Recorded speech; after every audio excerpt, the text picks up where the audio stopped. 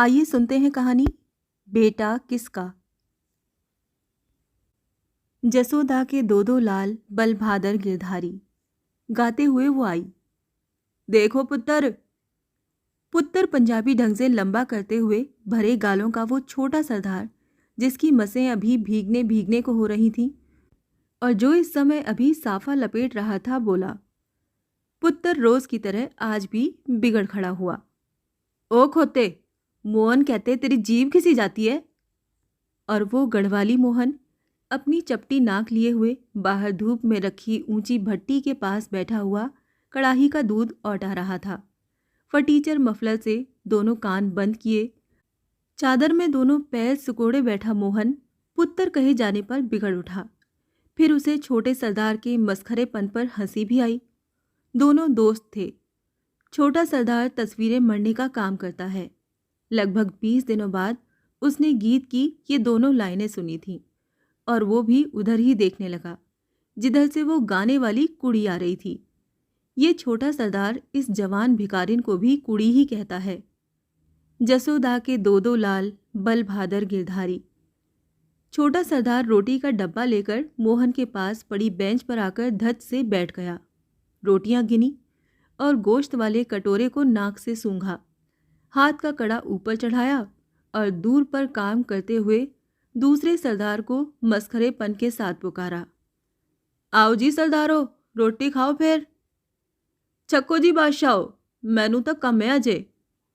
दूसरा सरदार धूप में खड़ा इस होटल वाले के लिए गोश्त रखने की जाली वाली अलमारी बना रहा था, जिस पर वो लंबे लंबे हाथों से रंधा मार रहा था और उस सरदार के चारों तरफ लकड़ी के फूल ही फूल बिखरे पड़े थे। किधर गई सरदारा वो? बुदबुदाते हुए मोहन ने पूछा। वाह ओए पुत्र। और छोटा सरदार बहुत जोर से हंस पड़ा। बाएं हाथ से उसने मोहन की पीठ पर एक धौल जमाया। दोनों ओर की दाढ़ों में अध कुचला बड़ा सा कौर फंसा हंस रहा था। ए की हो सरदारा? होटल वाले पूरन ने पूछा, जो कि बहुत मोटा आदमी था। बड़ी बड़ी मूछें, कानों में सोने की दो छोटी मुर्कियां, हल्की खशखशी दाढ़ी, गरम जलसी पहने मछलियां धो रहा था। ए तुआडा पुत्र, मैनू पूछ रिया सी कि वो कुड़ी किधर गई, अजय जम्या आगा नहीं। और बात पूरी किए बिना ही वो छोटा सरदार अध खाया कौर घोड़ों की तरह चबाने लगा। उसके गाल हंस रहे थे, आंखें मुस्कुरा रही थीं और अपने मस्खरेपन पर पेट में बल पड़ रहे थे। इस छोटी सी मंडी में रोज ऐसा ही होता है। अल सुबह घोड़ा गाड़ियों, ठेलों पर संते बदन के पंजाबी जवान गोभी के फूल, मटर, मूली, साग सब्जी ले आते हैं। साइकिलों पर टीन के डब्बों में दूध आ जाता है। चाय की हत्ते वाली लाल ठेल गाड़ियाँ चाय के पैकेट दे जाती हैं। बड़ी मंडियों का पहाड़ी आलू इस छोटी मंडी तक आते आते 2 दिनों में ही पिलपिला जाता है। छोले टिकिया वाले अपने बड़े बड़े तवों पर डालडा में आलू की टिक्कियाँ लाल सुर्ख किया करते हैं। होटल वाला पूरन शनिवार को जब मुर्गा बनाता है तो उसमें की मिर्चों की धांस से उस दमे के रोगी घड़ी सास की खांसते खांसते हालत खराब हो जाती है और घड़ी की अंतड़ियां देखने वाला एक आंख का चश्मा गिर पड़ता है।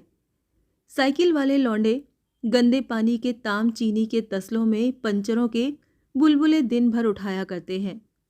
वो पंसारी गुड़ और छुआरों की चटाई लिपटी भेलियों पर बैठा हुआ लिखते में उधारी और देते में डंडी दोनों ही मार देता है।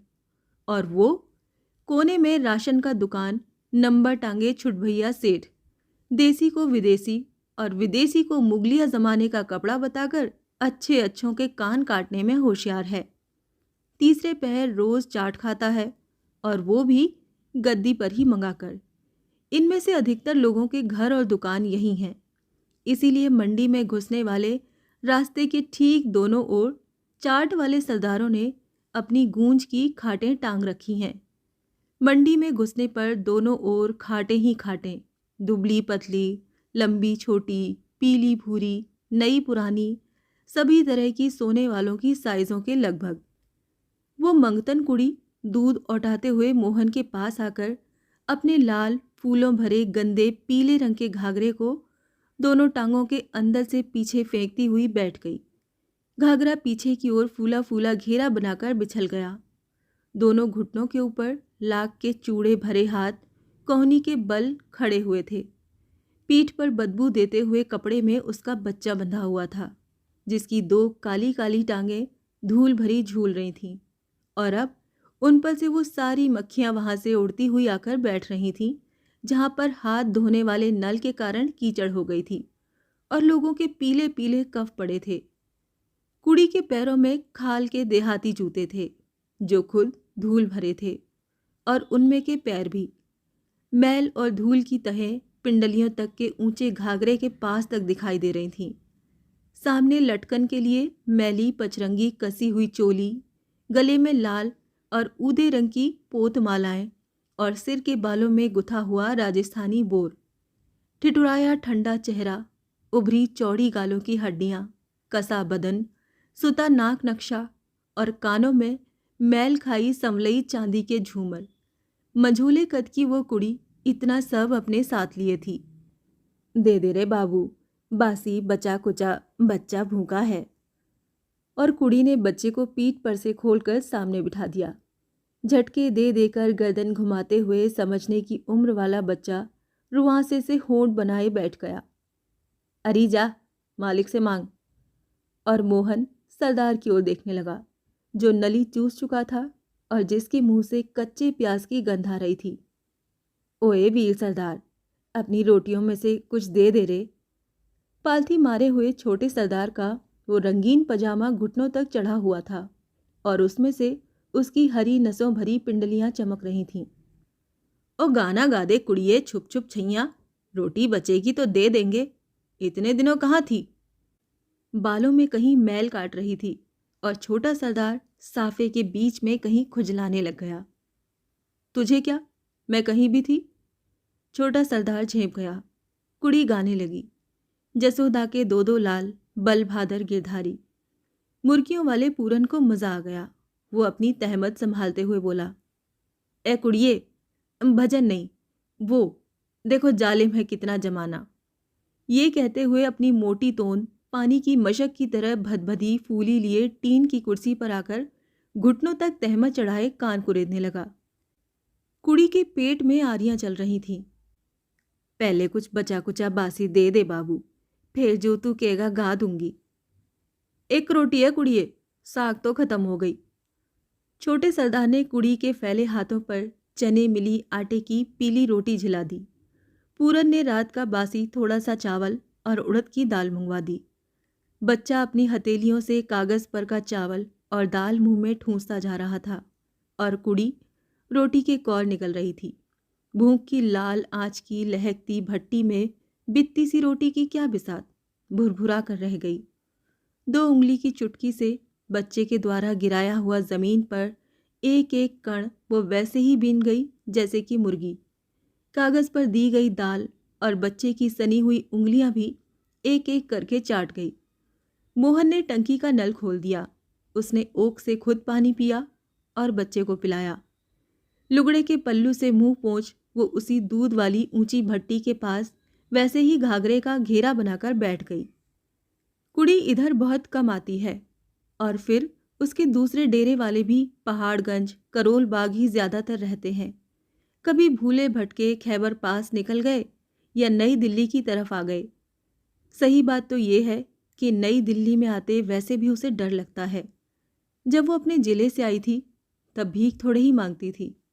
अरे बादाम, अखरोट, चिलगोजे, कभी शहद, कभी क्या बेचा करती थी। पर ये सब तो पुरानी बात हो गई, 2 बरस पहले की, जब ये लौंडा थोड़े ही था नास मिटे उस बाबू का, जो घर में बुला के सौदा लेना तो दूर, और ये फिर आज तो सच्ची बात यह है कि नई दिल्ली की इन बीवी जी से तो चांदनी चौक, करोल बाग, फतेहपुर सीकरी की बैंड जी और बहू जी में ज्यादा दया माया होती है। बीवी जियां खुद 1 रुपया गालों पर पोत लेंगी, पर देने के नाम पर कानी कौड़ी भी नहीं। फिर भला कोई क्यों ऐसे ही कोई अपने पैर दुखाए? और पुलिस का जमादार बीड़ी पान की धौंस दे और ऊपर से डंडा भी पीठ पर।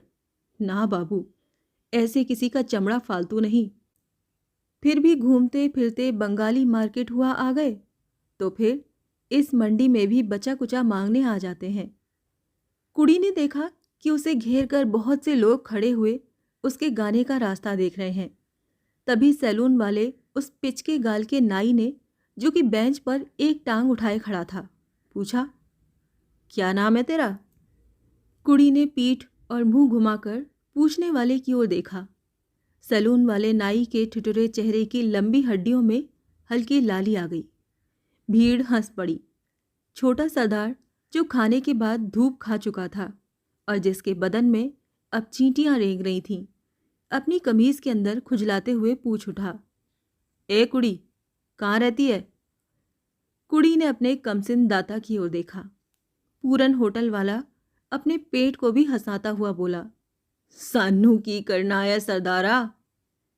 चाय का एजेंट, जो अभी अभी दुकान खोलकर आया था, इस गुलगपाड़े में शामिल हो गया और अपने चश्मे को पीछे की ओर धकेलते हुए बोला, क्यों सरदार जी, शादी करोगे? बीवी की बीवी और मुनाफे में बच्चा। भीड़ को इतनी देर बाद मजा आया था। गाने में शायद ऐसा ना आता। कोई किसी के कंधे पर हंसते हुए हाथ फटकार रहा था, तो कोई दोनों हाथ ऊपर करके खा खा खीखी कर रहा था। छोटा सरदार लाल सुर्ख हो गया, कान जलने लगे। हंसी के बीच कोई आवाज बनाते किसी की पीठ की आड़ लेकर चिल्लाया, ओए सरदारा, तेरे बाप दी भी कम्मा जस्सी। और अब लोग घुटनों पर झुक झुक कर हंस रहे थे, पेट पकड़ पकड़ कर हंस रहे थे, पैर पटक पटक कर हंस रहे थे और घूम घूम कर हंस रहे थे। कमसिन छोटा सरदार भीड़ को भौचक होकर देख रहा था।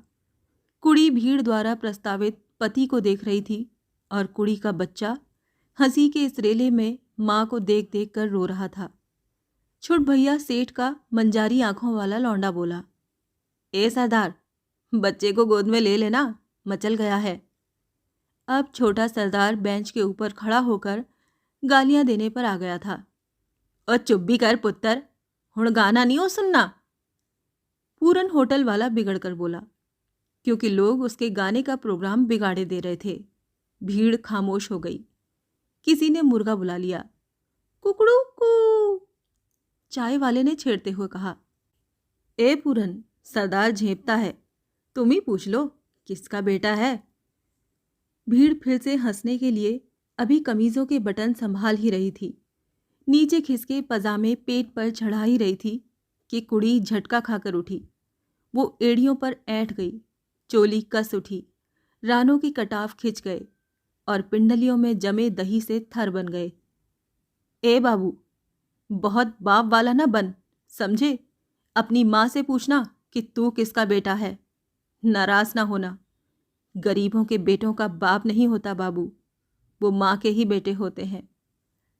और कुड़ी का पिंडलियों तक का घने घेर का घाघरा हिलता हुआ चला जा रहा था।